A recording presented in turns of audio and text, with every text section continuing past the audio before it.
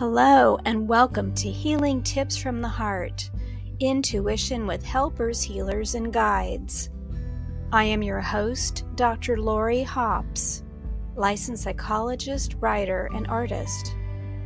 I've explored mind, body, and spirit related to intuition, or your personal guidance system, since early childhood. Meet my guests who have learned from their personal and professional lives to explore vast realms of knowing, synchronicities, and overcoming challenges. Their stories may inspire you with tools to enhance your daily living and relationships.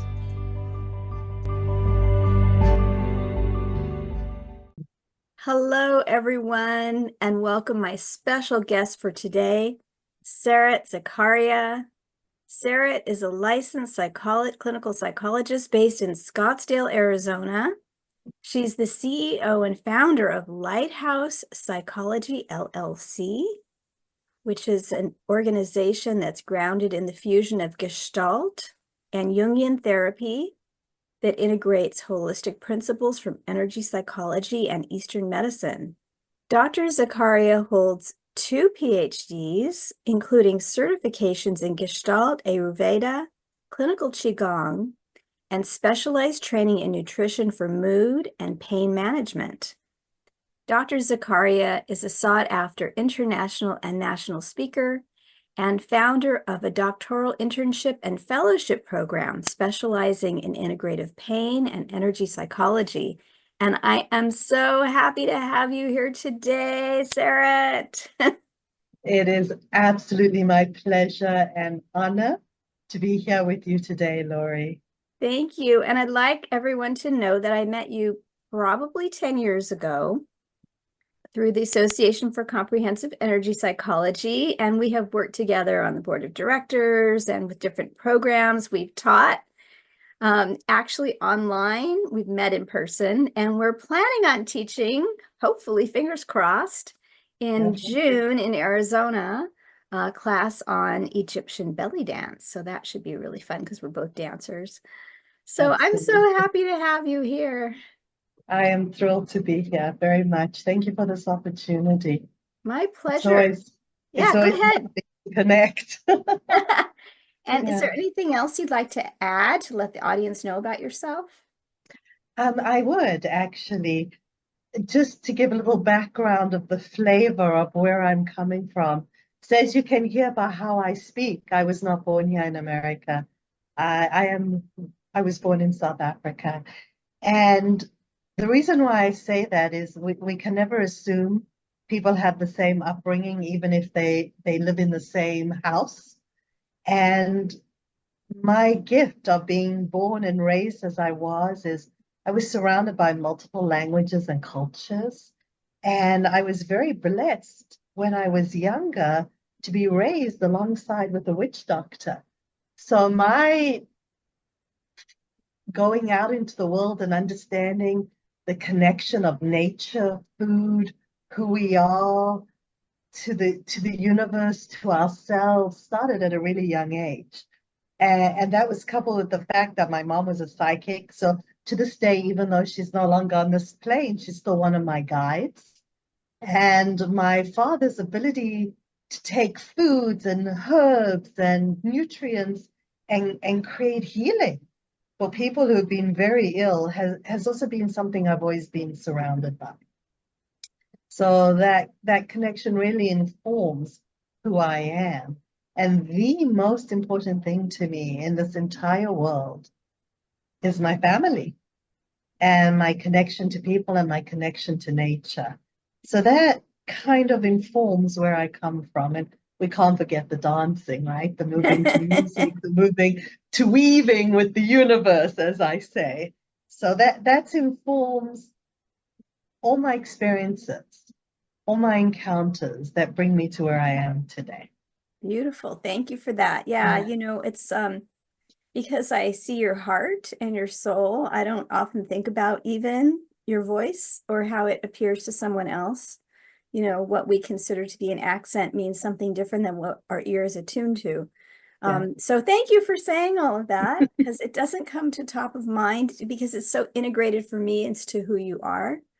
But thank you for that. It's very true. And I would add, if I may, that your heart and soul is shines so bright. And it's not just the things you know, but it's how you present them in the world that is, I would say a word would be effervescent, Mm. that you create that kind of an effervescent glow with what you do. So yeah, and yeah, no, it's really true. And so thank you for that. And so you mentioned a lot of different healing modalities and ways of being, that are about the physical reality, mind, body, spirit, and the unseen worlds. So do you have like maybe a turning point from your life that kind of helped open the door to this multidisciplinary work that you do now?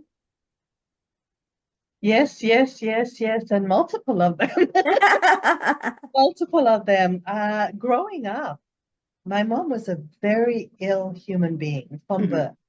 So I got to journey with her and witness how much she she went through it, how she went through it with such grace, how she bucked the system. And when I say the system, I'm talking about a system is a paradigm of how we deal and work into the world. And she really bucked the system of people telling her how she was going to not heal and how long she was going to live for. I Mm. remember the first time she was diagnosed, we were told that she had a 6% chance of survival. Now, I'm not quite too sure who has the hubris to decide how long someone is going to journey on this earth for. But boy, they're quick to share when they do. And so, with that 6% chance of survival, she lived another almost 40 years. Wow. Yes. So that was a huge turning point for me. Another turning point was when people would get sick and need something, they would turn to medications immediately. I have a fever, I'm going to take this medicine. I have a cough, I'm going to do this. I didn't grow up like that. In fact, the medication in our house was food and baking soda. Mm. You've Mm. got a stomach issue, take some baking soda to alkalize your stomach. So when I had that realization of how other people were constantly turning to pop a pill, a magic pill that would do something, I, that took me a while to understand. And I think a large part of that was when I was 12 years old. My mother, due to all the illnesses she was experiencing and some of the medication she was on, she was prescribed two what we called scheduled 7 medications at once. And she actually fell down into a coma in front of me as we were walking up the stairs. So right there and then, I'm thinking to myself, I don't know that going the medication route is always going to be the first best option. And that's not me saying there's no place for it, because believe me, there's a place for everything, including Western medicine. In fact, very, very much so. I think my bias comes from let me do the most gentle, the least invasive first before I go to an extreme where my body's going to have a harder time trying to monitor and handle its own abilities to heal. So Beautiful. that was another turning period. And then I think the third major one was after I had my first PhD and I was doing my residency in an inpatient unit, I started having this realization and understanding that our frequent flyers, which were the return patients, for multiple return patients, were each getting diagnoses and new medications depending on whatever the conference that had been happening for the psychiatrist, that was where they were. And at the same time that all of that was happening, I was already being given the challenging patients because there was movement and change. And I think a lot of what that was about was not only what I brought from growing up around how I grew up, but also the fact that I had started doing Iyengar Hatha yoga, I believe when I was like 16, Hmm. 17, and this was the time when Mr. Iyengar was still alive and he could pick himself up with his pinky finger while sitting in lotus position and Yeah. put himself in all of these amazing postures and ways, and hearing him speak about health and vitality and how we go. And then my entire history of dancing, because I've been dancing since I was 4 years old, I was already bringing in all these interesting things. And I was just getting really frustrated with our field of psychology Hmm. because this was not something that I was being heard on, that it wasn't just let's do Freud and do analysis, let's do CBT, let's do Rogerian. There was more to human beings than just trying to fit into a little box, because we're not in boxes. We're Right. above and we're beyond, and our hearts are so large and so connected to the universe and the biofield around us. How can we be expected to squish into this little way of how we had to be? And I got so frustrated with the profession. I said, that's it, I'm leaving. And a colleague of mine at Cedar Sinai said to me, have you ever heard of Pacifica Graduate Institute? I'm like, no, what's that? He's like, well, I don't know. That's your journey to find out. Back then, no internet, no way to figure it out. And I reached out to them. Long story short, I got in quite an incredible way, because supposedly all the students for the year had already been chosen. And I was thrilled, because when I came to Pacifica Graduate Institute, at that time, the courses were held in the old Fleischmann Summer Mansion, which overlooked the Channel Islands. They had their own organic gardening. It was the library of Louise Van France. It was all Joseph Campbell's works, all Jungian's works. And one of my professors, who I had the pleasure of having multiple times, was actually James Hillman. And what Oh, this allowed to happen was to bring in all the Eastern stuff I was already into, with yoga, with Ayurveda, with the mudras, with the different understanding of how we are in the world, how we part of the elements. So it allowed me to start being able to bring this all in and find a place. And then, of course, at this time, I was already getting into traditional Chinese medicine and learning Qigong and Tai Chi. So it was just this beautiful, weaving, flowing dance. We're back to dancing. yes. So these were major, major moments of change for me, and gifts, really Yep. gifts. I love it. I'm, can't help but hear parallels in our story. I've heard your story different times, but not in this way exactly. And there's been many times that I've almost left Yeah. my profession as well. But and the dance and things flowing in synchronicities, and so thank you for all that. And I would love to focus on something that I've talked a little bit about in other podcasts, but not specifically, and that's the five rhythms. And Mm. so could you speak a little bit about the five rhythms, maybe what they are in general, and how they're related to maybe energy psychology or even to other um, systems of understanding life and healing? I would love to. Yeah. And what a beautiful topic, especially if we're going to look at both Ayurveda and TCM, traditional Yeah. Chinese medicine, Yep. because they are so similar, they are alike, and yet they within themselves encompass these amazing differences, which speak to cultural differences, which speak to time differences, to speak to the differences in understanding how we are in the world. And why do I raise that? Because I think it's extremely essential that neither of us believe we are it, Mm. that my intuition supersedes your intuition. My ability to understand supersedes yours. My knowledge supersedes yours. And I always like to start off by saying, imagine you are completing a puzzle and you have a 5,000 piece puzzle and you put all the pieces in. and you get to the end and there's 3 pieces missing. You are not going to hang up this puzzle and go, wow, what an exquisite puzzle. You will forever look at this puzzle and go, there's 3 pieces missing. Where are they? How do I complete this? So if we can look at each other as pieces of the puzzle of life, then we start to understand that if we don't hear all, respect all, and see all, we're forever missing. We never have a full picture. So I think that's really important, especially when we start seeing ourselves as beings that are made from the elements. Because And so, really, yeah, so what are those 5 elements? okay, so if we're going to go from an Ayurveda perspective, we have earth, we have fire, we have water, we have air, and we have ether. In Chinese medicine, we have earth, that's the same. We have fire, that's the same. We have water, that's the same.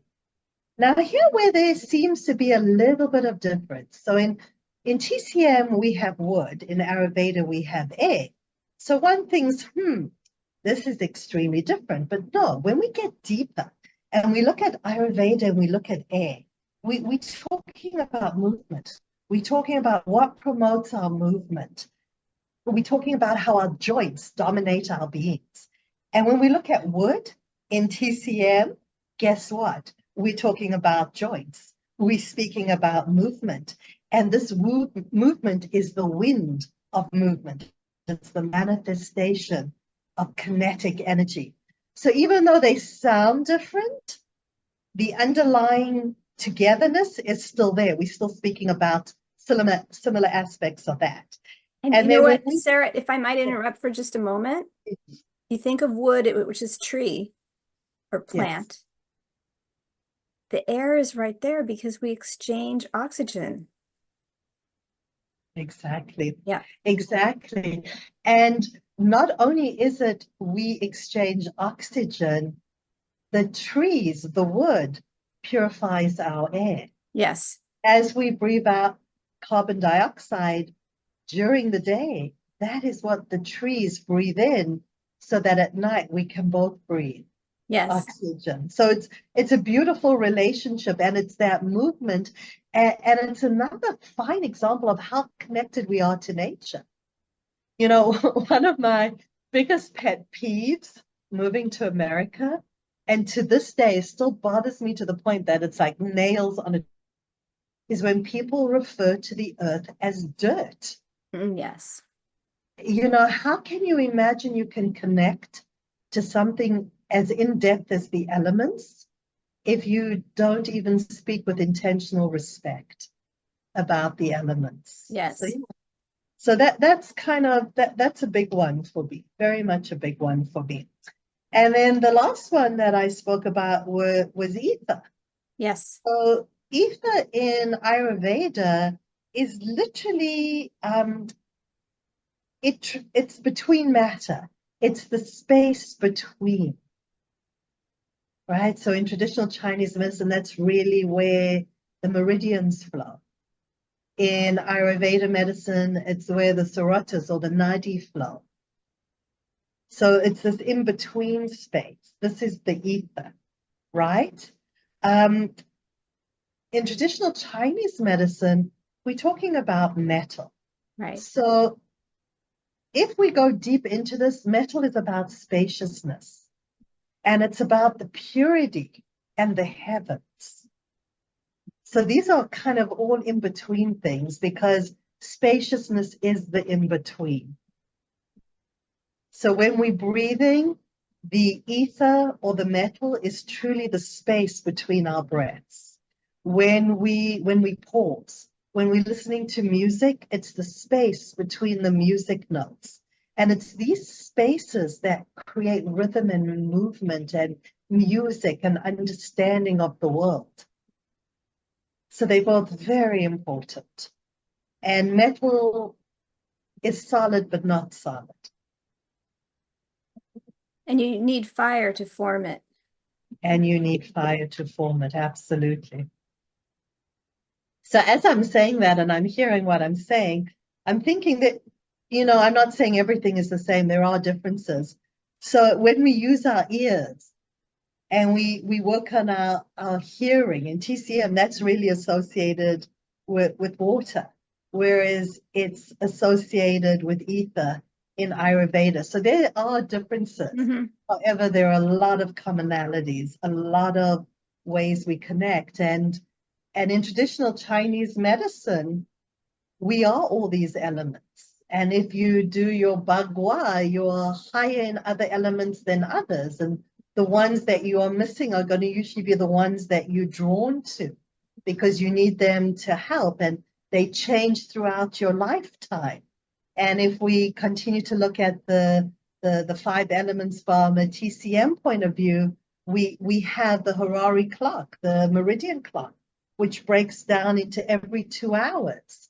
And every 2 hours is responsible for a different meridian and a different way of being. So now we're getting into rhythms that make us alive and make us connect and that make sense as we flow and weave in the world. And when we look at Ayurveda medicine, it takes it a little bit differently because it breaks us down into the three dosas, which are the three different ways we manifest in this world. And guess what? The dosas are made up of the elements. So if you Vata, you're made up of air and ether. If you Pitta, you're made up of fire and water. And if you're Kapha, you're made up of earth and water. And then at the same time in Ayurveda medicine, you look at the rhythm of the day, and they are different elements. And there is so much connectivity between the two philosophies and understanding of when we do things, how we do things, why we do things. It's just this beautiful dance. It is beautiful. And for those, so Bagua, just briefly, for those who don't know that term. So basically what it is someone who is good at doing that takes your life and pretty much sees what elements you are based on when you're born, where you're born, how you're born, and then does the chart of your life, where you're going to be, how you're going to be, where your struggles may lie, where they may not. And this would be the counterpart in Ayurveda medicine is to get astrology done through them, which is an astrology that you in your entire life have never encountered.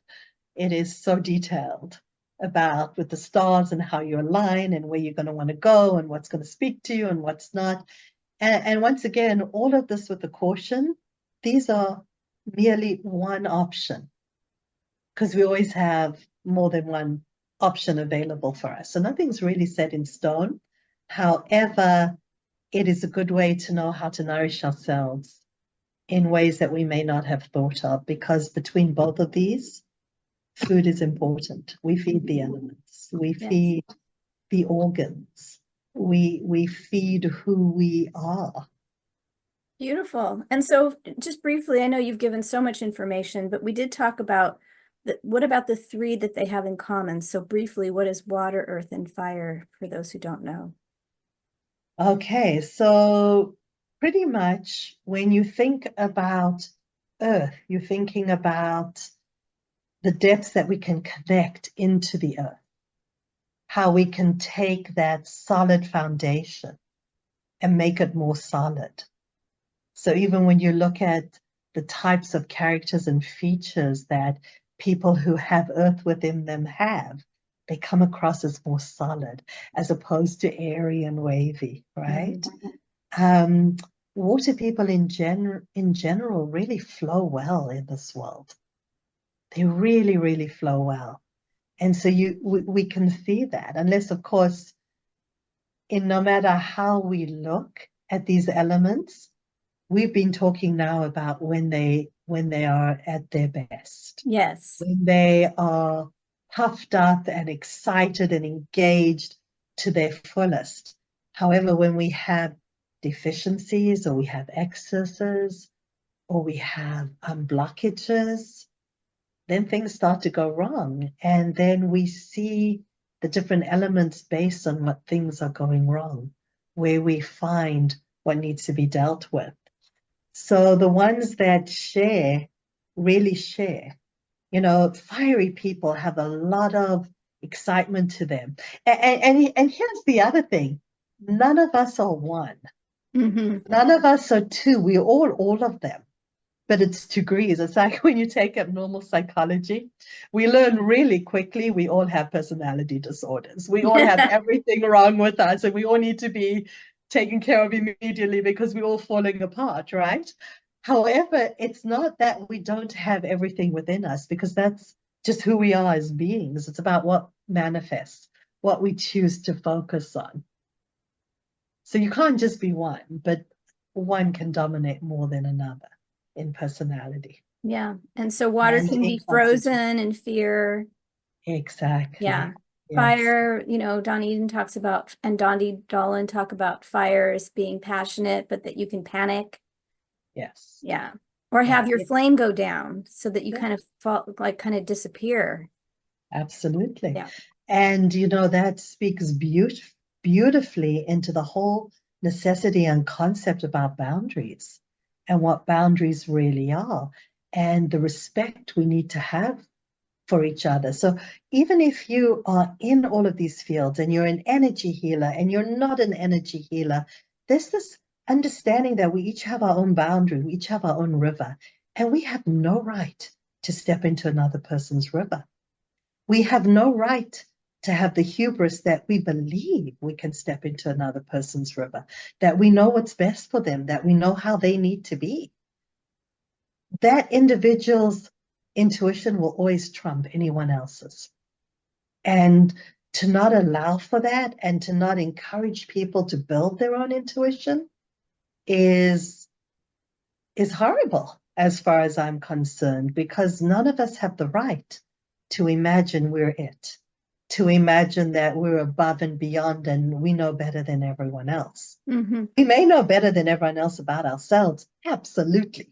I give us that. But about another human being, I don't know. I Like think your we have to mom's be 6% chance of survival. Or exactly. Donna Eden had the same thing where she, kind of fired her doctors, or they actually fired her. They said, we can't help you anymore. Yeah, And that was, I don't know, 60 years ago or something. yeah. And that So was a good firing, wasn't it? she did. She healed herself of MS and Yeah, asthma and heart issues and all the rest by seeing energy and being able to move energy with her hands. I just went to the Donna Eden's Energy Fest, and I spoke there in Arizona. yeah, I was in yeah, Tucson, and she talked about how when she just 2 years ago had her heart bypass surgeries, and she was recovering in the hospital, and she couldn't move her arms enough yeah, to touch the different meridians and systems and put her feet on the ground and all the rest. And so she thought, how can I do this? So, but she could put her hands like this across her heart, with her elbows out laying on her back, and breathe and imagine the various places. And so through that, she was able to slowly bring her energy back. And, even 2 years later, she's still struggling a bit in yeah, crowds and so on, but she wasn't supposed to make it through. But yeah, she had a belief that she would, yeah. that she would make it, even though her family and the nurses and doctors were like, we don't know. Yeah. She was And who are convinced. they? Who are they Well, to say we don't know? they were looking at the probable realities and the data Yeah, that they had in front of him and themselves. And she needed a triple bypass and needed to wait 6 days because at Cleveland Clinic, it was so busy with other surgeries. So she wasn't looking good and her vitals were going down. And many people in that space don't make it. So, granted, and they have to be honest with what they know. I don't think they said you're going to die. They just said this isn't looking good. We have to be honest with what we're seeing. So, but she knew. yeah, She knew. And so I agree with you about the intuition. And we all learn and grow. We have blind spots and we have challenges. We have ways that block us. Sometimes we have beliefs that are getting in the way and we think that they're intuition, but they're not fully clear. And so there's always work to be done. But yeah. I'm wondering if you would spend a little bit of time talking about water. And the reason why I choose that is because I hear from many different systems around the world that we're going through a water process as a planet and as a people.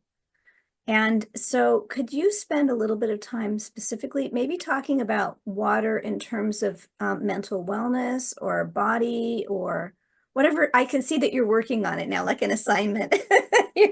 Your I'm eyes have shifted and your energy shifted. So whatever's, I'm I'll let thinking. you lead with that, but I'm introducing water if that's okay with you. No, that's absolutely fine. So the first thing that comes to my mind is water, just like all the elements, is absolutely precious. And I think it's one of my favorite elements. So the reason why I say that is when I am having a challenging day or a time, yes, I breathe. Yes, I know I'll come up with a final solution. And I'm also human, right? So I am going to get concerned. It may take longer, but my go-to is one or two things. Actually, it's one of three things. Either jump into freezing cold water and swim, or sit in the rain and drink a hot cup of tea. I remember when I was going through university and I was going through a struggling period, one of my dear friends came and he put the hose pipe over me and watered me while I drank tea so we could simulate rain. Or it's go take a nice long hot bath or ice cold bath, depending. So us going through a water phase, for me, water always has to be present. It always has to be what? Present. Present, yes. And I know for a lot of people it isn't. So if you imagine drying up without having any water in your system and not having the knowledge, the know-how, how to connect and gain that resource, not having the awareness, how to gain that resource, you're going to be struggling. Yeah. You're going to be thirsty. Yeah. When I do any energy work with anybody, the first thing I check for is hydration. Because I don't even believe, even it's not even just energy work, just regular work. If we're not hydrated, how can we function? So Yeah. this is the level where water starts for me. It's not even, it is our ability to be present, to be engaged, because to be present means I'm in my body, I'm engaged with you. So if I am lacking water, how can I be in my body? How can I be present? How can I engage? Are you Yeah. starting to see how this affects mental wellness? And you know, in Ayurveda medicine, when we speak about mental health, we speak about emotional disturbances and mental disturbances. They're two very different things. And the lack of water, however, I think speaks to both. Okay. I, And I on a really, global level, we're having water crises. Too much water, not enough water, yeah, polluted water. no balance. Yeah. And we as humanity, because sometimes we are not willing to take accountability and responsibility, are not helping this. Mm-hmm. And what I mean by responsibility, my responsibility is my ability to respond. It can only grow with awareness. My accountability is my ability to say, wow, this is what I've done. I see the damage I've caused, and this is what I'm going to be doing differently so that I go away from causing that damage. And because people are in this panicked frenzy mode, how can you be in your body? Because you're just in your head, you're a head bobbing around. You're not in our body. So as global as everything is, we also need to slow down and clean house. Yeah, with the We as you need to work internally so that we can start going, okay, this is what's going on globally. From how I'm taking care of this, you taking you, and we go to everyone else, we start to become a global. yeah, Right as you're now, we're not cohesive. right, as you're talking about this, I'm thinking about metal and ether with the internet and social media and computers and AI and all the rest. And that's kind of a head space. Like metal often have a disconnect between the head and the rest of the body. And on the five rhythms, there's ways that they think of a circle, and there's ways that they connect to their neighbor element and then across from their opposites. And metal is right next to water. So the end of the cycle with grief and autumn and letting go is next to birth and the water that creates life. And so I think an antidote or a complement to overextended mental space, anxiety, grief, the electronic era, the mental era, is to complement that with the water. Yeah. Yeah. Absolutely. Absolutely. And it's yeah, absolutely. 100%. Yeah. And how does water and ether match up in Ayurveda? How do water and ether match up? Well, if you think about it, right, I shared with you that Pitta has water and fire, right? And Kapha, not Kapha. So it would be Vata has air and ether. So Vata is the area part. It's the 2 a.m. to 6 a.m. time. It's the 2 p.m. to 6 p.m. time. And if we look at how to lead a healthy life according to Ayurveda, we're supposed to get up a little before the sun rises so we can bring the Vata with us, the airy lightness with us into Kapha, which then becomes the earth and the water, and we have water going on over there. This is a time where we're supposed to exercise first. And then morning. half an hour later, eat breakfast, as long as it's before 8 o'clock, right? As we move into the denser part, which is Pitta, which is between 10 and 2. So that's going to be the denser part. That's going to be the fire and water. That being said, eat your biggest meal at lunchtime when it's fire, because now we're moving to Vata again, which is the air and the ether, the space. You don't want to exercise here.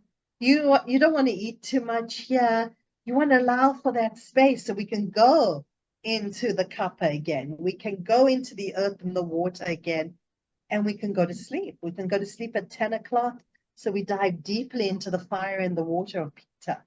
So you see water interchanges in Ayurveda with all of this. I see. When we eat, when we sleep, how we do things, the amount we do it in. You don't want to eat a lot unless you're in Pitta, which is where the fire is, right? The Midday. fire and the water in the midday. So that's how it works for that. How it works in TCM. It's almost the same, just slightly they give you more options. So in Ayurveda medicine, you go to bed at 10. In TCM, it's between 9 and 11. Well, what's between 9 and 11? 10. Right? So water goes throughout the whole day. When we wake up, we're supposed to drink 2 cups of water. Why? To get our organs going. Interesting. To help bring the Vata from the morning to us. And remember, Vata is the air and the ether that we're bringing into the water. So we have to infuse it with water so we can get going. We're not supposed to chug water. We're supposed to sip it. It's not supposed to be anything other than hot or body temperature, because our body can't really use the cold water in the same way. So just the very being in the day brings water in. And if we're not cognizant in how water works within our own system, how can we be in the world? Yeah. How can we be globally? I mean, if you think about that, people chug water, the earth's making us chug water. Yeah, beautiful. Right? People forget to drink. Yeah. The earth is giving us droughts. Yes. It's really mimicking what we are doing internally, which is what I say, we have to begin inside. We have to clean within. Yeah. Yep. There's an effort in some of the lakes to clean, the lake. And I was hearing about Lake Tahoe, where, I don't know, more than 100 years ago, someone took a white plate and they could drop 100 feet down because they could measure that and they could see the white plate still. So at least 100 feet of clarity. And over the years, Lake Tahoe became more cloudy and more polluted with more people living nearby. And wearing sunscreen and, just dumping stuff in the water. And so it went to a visibility of only 20 feet. And now they're working back down to the clarity with depth to 70. We're at 70 feet now that they're able to measure. So there's improvements. And that's a beautiful metaphor of what this intense social media onslaught is doing to us and our internal water.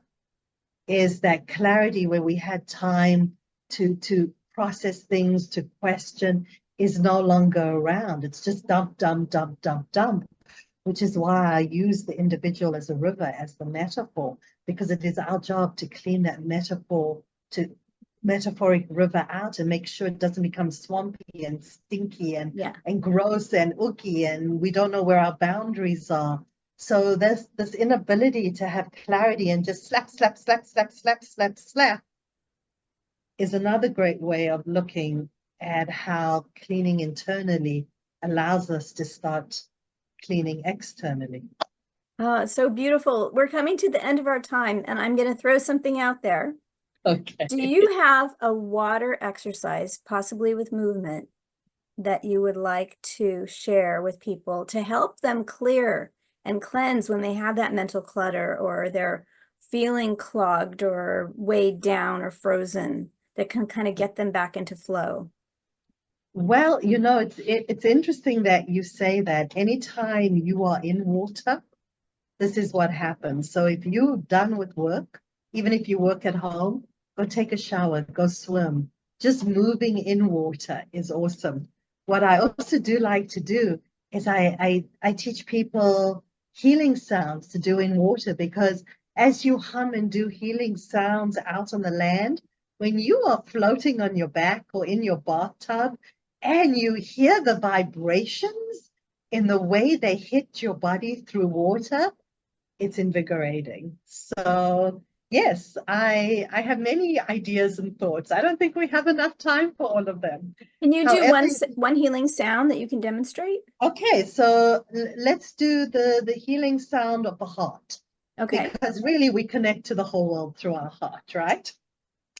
So the color that most people see when they are engaged in their heart is going to be a red color. And again, it's not a for sure. I tell you, go with wherever you are. It doesn't have to be your color. And if you don't see colors, make up a color. It doesn't matter. It's the way you're going to connect. So the idea is, and there's so many ways you can do this. What I encourage people to do in the beginning is to see how long they can hold it out, because it tells you an idea of where the blockages are and how blocked your heart meridian is, so that you can breathe it through. So it's really a deep breath in, and then the out breath is going to be for as long as you can do it. So you can breathe in, you can imagine the heart, you can imagine fire, because the heart meridian is fire, and you breathe in.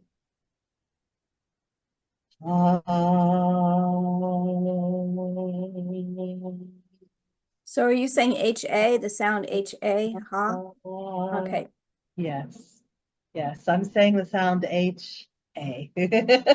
However it sounds to you. I had a beautiful experience. So many great masters, mentors, Sufis in my life. And one of my favorite was my Shaolin master for Qigong, who spent years with me teaching me how with my Chinese pronunciation, because to this day it is completely off. And after all the years he spent teaching me, he told me a story which basically told me, let the people make their own sound. Because it's what's going to talk to them. And it's true. I mean, even in therapy, when we custom make specifically things, like I have an agoraphobic patient who we customized this entire thing so he could leave his front door and walk to the end of his driveway. And there were 6 points, and we were doing so phenomenally well. The next session, I said to him, so how did it work? He said to me, it was amazing. I made it to the end of my driveway 10 times. I'm like, great. Did you use the sequence? He said, yes. And he started tapping by where his eyebrows meet his eyes. And that was never a point we even touched in the customized sequence. I told him, awesome, you got this. That's great. That's great. And, Proof is in the pudding. And this is about intuition and people Yeah. knowing intuition better. Oh, what a Yeah. delight. Thank you so much, Sarah. Of course, I think the audience can tell we could go on and on. Flowing with water all over the place. But this has been fabulous. So helpful. And of course, I'll have all your contact information. We didn't really talk about what is energy psychology, meridians, and all of this, but there'll be Next links to time. blogs and all of that in there so people can learn more. And so I just thank you so much. So is there anything you'd like to say as we say goodbye for today? I would just really encourage people to connect with your inner light, to know that your place is solid and secure and beautiful, and that you are a necessary piece of the puzzle. Oh, yes. No missing pieces. No missing pieces. Yeah. No pieces left behind. Yes. I love it. Thank you so much, Sarette. It is my pleasure, Laurie. Absolutely my pleasure. Thank you. You're welcome. Okay, bye-bye, everyone. Bye-bye.